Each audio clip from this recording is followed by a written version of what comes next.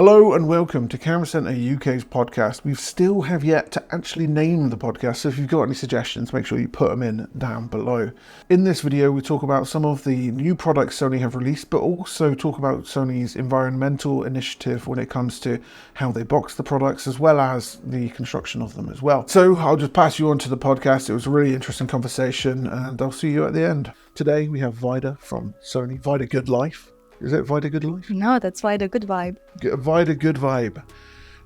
So I've got Vaida Good Vibe here from Sony. We're going to be talking a little bit about some of the products, Sony, and a little bit on sustainability as well. Cool. Introduce yourself and talk about kind of what you do at Sony. I guess the sustainability manager kind of thing and repping. Yeah, that's really cool. Thank you for having me. I'm really happy to just have an opportunity to say a few words about that. I'm really proud about this. I am Sony sales area manager for South Wales, so some people already probably know me from shows and trade shows and whatnot, and see me in stores on open days and stuff like that, which I represent the Sony brand and DI cameras, digital imaging systems.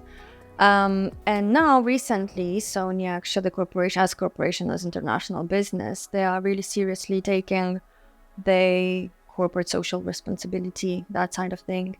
And they released a new project, which is called Sustainability Ambassadors. And I'm one of them. There you go. There is like 104, I think, in total. And I'm one of them, but that's from all countries. It's not like UK thing or so.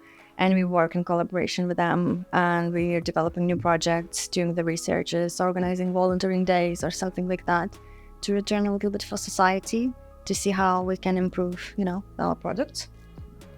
I do think ethics sides to kind of like tech companies when it comes to the products in which they produce is actually really important. I mean, you're seeing Apple introduce it into their series of tech, but also Sony more and more so. I mean, through doing the YouTube and playing some of the newer cameras and stuff that are coming out, I really have seen a difference in the packaging that it's actually been doing.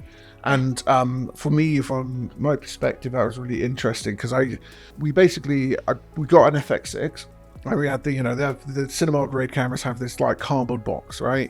And it looks like, I've just spent not a lot of money on, let's say, a really, it's a cool box. It is a cool box, but it's very different from the usual bright orange boxes you see. Yeah. But they started introducing that with the other cameras. I mean, it's the same across the FX30 and the FX3. But E1 came into the grey box.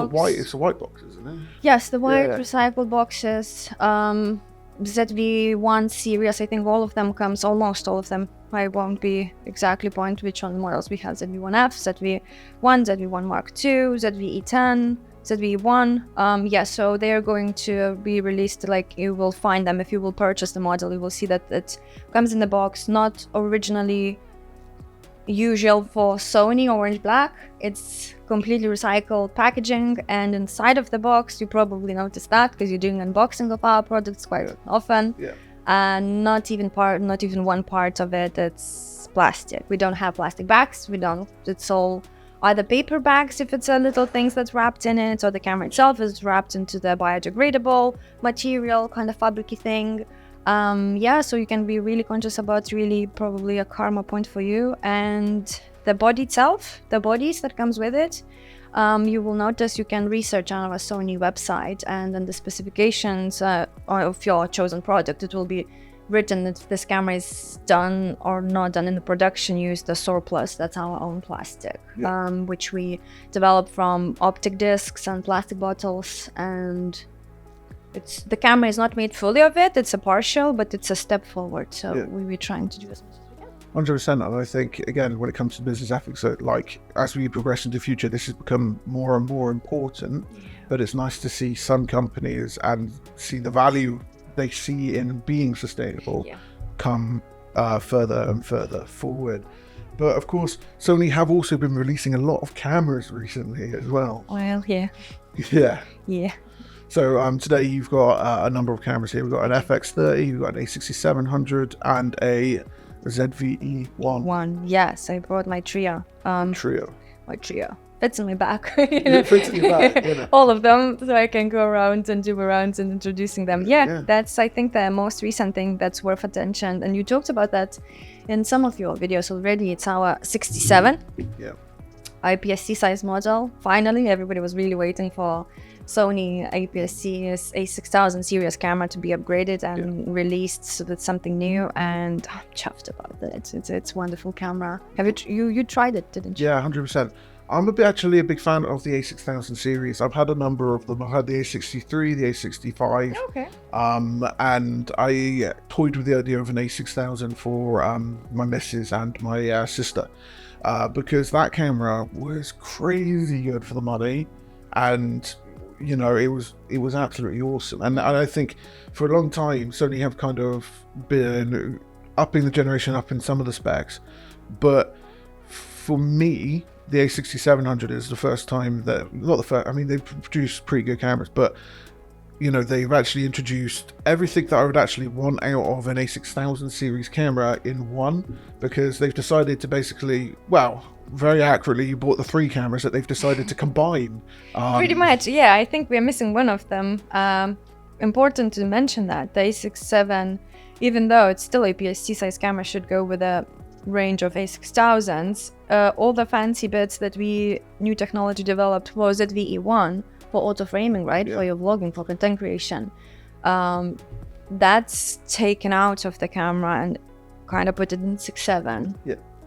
A7R5 with our artificial intelligence chip. That's a separate part actually in body, which allows camera to detect, recognize different objects and track them, pin on them and track them. That's really reliable. Also the CMS technology taken out and put that in this camera. So the newest and the high-end developing what we have, and the technology-wise, of course, in photography, we combine that in one small body. Wonderful, you know, like, and like you mentioned your sis, your miss. Yeah.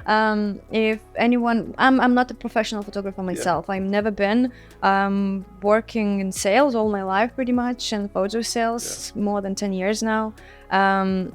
I do take pictures as a hobby. I take that because I like it. I lose myself into that. Yeah. I go out in the nature. I try to, I don't know, take a picture of a bee or stuff like that. So with the older generation cameras, I struggled sometimes just because of the gap of the knowledge in photography. What's the setting? What's this? What's that? Although I do respect people who know how to, and they're fantastic. That's why they're professionals. That's why they earn a lot, right? And they make a living of it. For me, it's a pleasure and hobby. So the camera allows me to do that without much effort. The artificial intelligence used in that, detection, like insect detection, that's crazy. Like I go out, walk, just random evening, right? I go for a walk, I grab the camera, I'll see how it works, and there's like a next bush to my house with the bees around it, and I'm like, will I? You know, bees, they fly quite rapidly and quickly. It catches that, it pins on it, it follows it. The new lens 7200 with additional macro functions. Oh, you gotta get me. Okay, that lens is probably, and again, I think this is going to kind of be like a little bit to and fro here, but I think it's fair. Like, Sony have not upgraded their 90mm macro in absolutely ages, but what they've done here, I think is quite interesting. And like I said to you earlier, I actually really like this lens, and I think it is perhaps one of the best lenses you can buy right now. Is the fact they've mixed 2 lenses into one, and they're fringe lenses as well, because macro lenses are very case use basis, kind of what they do. 70-200 f4 is always that kind of, I want to buy it because it's in between an f2a and a original bad zoom lens that they would not bad zoom I know lens, what you mean, yeah. But you know, a kind of mid-tier lens that you'd want to buy. So what they've done here is made a lens that is more fringe and combined 2 effectively, and made a really good lens, because combining macro into that is insane for a number of different reasons. And you laughed at me earlier when I said to you that the 70-200 f4 is actually one of the best gimbal lenses I've used in a really long time. Yeah, I will correct you here. I didn't laugh at you, but it actually brought joy to me. It was interesting aspect you actually saw in that. When it was released and it was represented for me in like trainings or something, I didn't even clock that.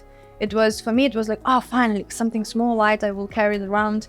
As we know, like zoom lenses, even they have 4 macro, you know, the depth of field goes really compressed. It's not the same as will be on your Vaida lenses or something like that. So it allows enough light in. The cameras with back illuminated sensors, they're really good in low light, so that, you know, few steps from 2.8 to 4, it's fine, it's okay. It you know, works. It's not G master lens. It won't, you know, still, we can't compare that with a 70-200 2.8 G master, right? But for money value, for the price differences, for versatility, the huge reduction in size and weight, performance is there. The newest, you know, autofocus motors and the linear ones, I don't see the, like, it's fantastic. And it was really interesting that you found it, like that angle, to see that it's for videographers as well. Yeah, it's one of those things. I mean, when it comes to the YouTube that we started with Camera Center, I'm trying to pose questions that are not necessarily, you know, make it a bit different from what we've seen before from other YouTube channels. And this isn't me, you know, I watch a lot of stuff on cameras, but there are questions to me like, okay, this is a cool product, but take a step back. What can this product do that's a little bit different? I mean, it was the same with the Vanguard tripod, because that tripod, I figured out you could do something interesting out of something that you wouldn't necessarily been able to do before. And I've mentioned it probably a bit too much at this point, because you really like it, don't you? It's useful. It's a really useful thing, especially for doing this kind of like tech stuff, because in the a6700 video, I don't know if you've watched it yet, I actually did a bit where I was actually going around the camera, and I had Tyler helping me out where he where the camera moved and then just showing off another part of the camera, and it was a really interesting and an effective way to do that. And for me, I think when it comes to gear, I'd like to see the possibility in how it can be used in a different way. And the reason why I think the 70-200 f4 is such a good gimbal lens is with Sony's reliability with the autofocus capabilities of the actual camera. You've got a lens that can start on someone's eyelash, and you can go all the way out to a wide shot of them. Really. Oh yeah, I now clocked in. I remember the video part of the video actually. It was one of those things where I like at the time. It's like I probably reacted to it a bit differently than everyone else. And like I was like sending it around. I mean, it was like, this is amazing. I've never been able to get a shot like this before. Look at that. And everyone was just like, oh, that's cool. I'm just like, seriously, it's cool. I get way too excited about camera gear. It's kind of sad. That's not sad. I do the same, and people like notice that in my character and that bubbliness or something, which is new art, and I run into the store, like visit you guys or something with a new thing. It's like, oh my god, have you seen that V1? Have you seen that? Do you see what it does? Like, did you see the and everybody, it does the auto framing. I'm like, but did you try? Did you see what you can do? Because in my head it's probably similar like yours, like creativity ways that we wired. It opens so much creativity ways. We notice the items, what we can do with it, oh my god, if I will have this setting, and then I would like to, I don't know, reveal that thing, and I'm alone, I don't have assistant, I can put my camera on the tripod, you can just retrack, reframe without touching it. Oh my god, that's magic, that's wizard. And I don't think anybody else does it. No. First of all, I love the phrase, that's wizard. It's such a cool phrase, isn't it? The other side of it is the auto reframing mode to the actual cameras they've been releasing more recently. Yeah, 2 we have now. Yeah, 2 now. It's cool. It's just legit cool. It's useful in some ways as well. Oh, yeah. Like two kind of aspects with that. It's, you've got the ability to actually create a multicam sequence without, if you as a videographer, which is a bit different. So, for example, the raw output on the HDMI on the actual camera, you can put into an external recorder and record the full frame. And then with the auto reframing sequence in there, you actually have the zoom in version of it as well. I actually watched it on Gerald Undun's video. He's really good if you want to know the more technical aspects of stuff. But did he said that? Yeah. Okay. He actually said that. If he didn't, I will check before I put this together. And then this never happened. Yes. Because when you said raw output, I'm like, do we? I'm an advocate for it. I mean, a lot of people were like, it doesn't do raw output. No, not raw out. I mean the output into the external. Oh, you mean the connection with the HDMI to the outside? Yes. When I mean raw, I mean it'll do the full sensor. Yeah. Okay. Let's clarify. I'll put a little star there. That's how I saw it in my head. And then when you said that, I was just like, oh no, raw means something else when it comes to cameras. Yeah. Is that your color? Yeah. And I clocked that in. I'm like, I don't think. And P. and C as well, I think. Whatever. Yeah. That'll do all right. Yes, affects professional systems, but not Oh, yeah. consumer ones. We don't have anything. Even A7S does. A7S 3 does. The little ones doesn't. But you're absolutely right. HDMI connections. You have screen. You see full. You record your memory cards actually full image, full frame. You can in post-production. You can alter that whatever the ways you want to. But if you're streaming at the same time, if you're sharing the videos with it, you can even do that everything by. I think that's what it gives me, that feel of excitement and stuff. Not all of us. Well, I'm saying all of us. I'm not even a videographer, right? Yeah. But I know for sure. I met so many different creative people, which they just starting or after colleges or something like that. Yeah. They want to go into the cinema line. They don't perhaps have so much resources to, hire assistants or go with friends or something. To do that, you need a other person. Yeah. Now you don't. You can, via app, get on your phone. You don't need those ninja, screens or anything like that. You can just see that on live view on your phone. Touch what areas you want to go from to, and you can create interesting, dynamic interviews, revealing some other part of the frame that if you zoom just in yourself and reframing to the, it's a lot of options. It's really interesting. The funniest thing that I think I've experienced with the new cameras is the cinematic style. Ooh. Because it literally just adds a letterbox that you can't take off in post. Have you seen that? What? It adds a letterbox which you can apply in post anyway, but just in case you want to do it baked in camera with a... yes, I know what you mean about the black bars. Yeah. I did it in my ZV-E1, remember? Yeah, I can understand. It's just, it's... Why not? It's another thing that you can do. Again, example with me. I mean, I'm just talking about too much about myself, but I think ZV-1. Yeah, ZV-1 was my go-to, and probably you noticed when I came in, it was like with straps on and stuff. It's my camera pretty much all the time. I go with them on my hikes and stuff in the nature. 12 megapixel big full frame sensor. I haven't seen anything more beautiful. And that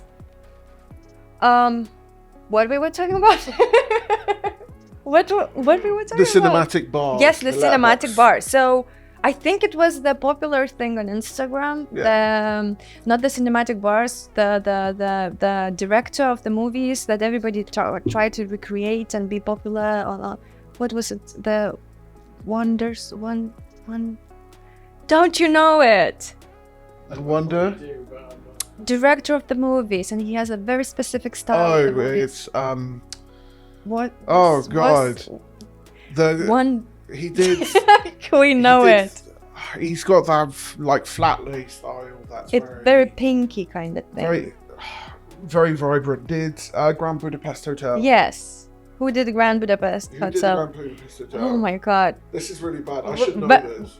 I don't know how to pronounce it. Wes Anderson? Wes Anderson. Wes Anderson. Yeah. So anyway. That's really bad. We're going to cut out that entire section. Cut out. Failed. It will just be a time lapse as we're talking about, And we'll put some writing that we try to figure it out. Yeah. So Wes Anderson, that was popular thing, trend online. Yeah.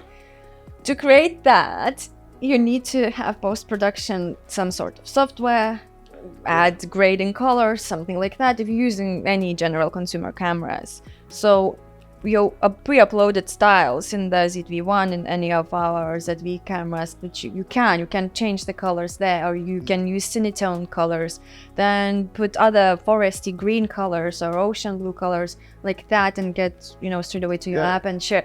I had joy to create that file, and I'm like, okay, I can't grade. We need to see this Wes Anderson video that you created. No, you can't. No, we can't. Okay. Well, I'll check. You can. It's actually really, really relative to our sustainability. It is actually. We can watch that, definitely. So if you want to, please feel free to share that on the video from my Instagram.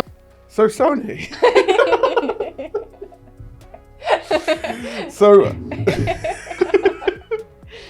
when two people with ADHD talk to each other, I want a little hula girl going. Sorry for talking about Sony, yes. No, it's great. I love these kind of this is why I think podcasts have been doing quite well in terms of marketing wise, is because you have this kind of fun aspect for people that can't really pay attention to anything longer than 30 seconds. Cool. So Da, da, da, da. So you've bought so you bought the new microphone that you released with the a6700 and then the 7200, which is actually really quite cool. So of course, when it comes to the new products, we've only actually got 2 videos of the new products out. We're waiting on our copy of the mic to come for us to give it a go. But of course, they have released the ECM1 mic. And what I enjoy about the Sony things, and I think this stands a testament to a lot of people who are creators, is the fact that you can just plug them in. Yep. And there's no audio cable to put around. And I think that's really a good point to actually just emphasize that and talk about at least 10 seconds, right? Do some of the people use third parties or something microphones, and there's nothing wrong with that. All brands are good products, that's fine. We're not here to say which one are better or wrong or some.